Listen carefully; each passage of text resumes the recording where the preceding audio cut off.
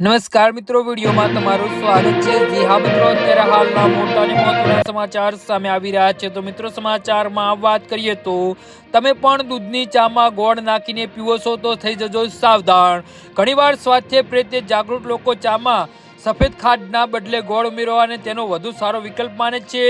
સામાન્ય માનતા એવી છે કે ગોળ કુદરતી હોય છે, તે સુગર લેવલને નુકસાન કરતો નથી અને શરીર માટે ફાયદાકારક છે। આ જ વિચાર સાથે ઘણા લોકો પોતાની દરરોજની દૂધવાળી ચાને હેલ્ધી બનાવવા માટે તેમાં ગોળ ઉમેરવા લાગે છે। તો પરંતુ આયુર્વેદિક આ મિશ્રણ વિશે અલગ જ અભિપ્રાય ધરાવે છે। આયુર્વેદિક સિદ્ધાંતો મુજબ દરેક પૌષ્ટિક વસ્તુ દરેક સ્વરૂપે ફાયદાકારક હોય તે જરૂરી નથી, ખાસ કરીને જ્યારે વિપરીત પ્રકૃતિ ધરાવતા બે પદાર્થને સાથે લેવામાં આવે।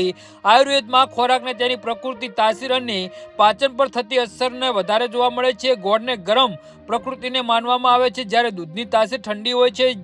જ્યારે આ બંને એક સાથે લેવામાં આવે ત્યારે શરીરની અંદરનું સંતુલન બગડી શકે છે।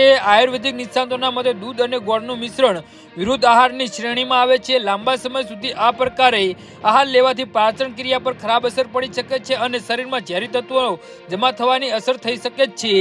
જી હા મિત્રો, તો આના વિશે તમારું શું કહેવું છે તો નીચે મારી કમેન્ટ બોક્સમાં જરૂરથી જણાવજો। ધન્યવાદ।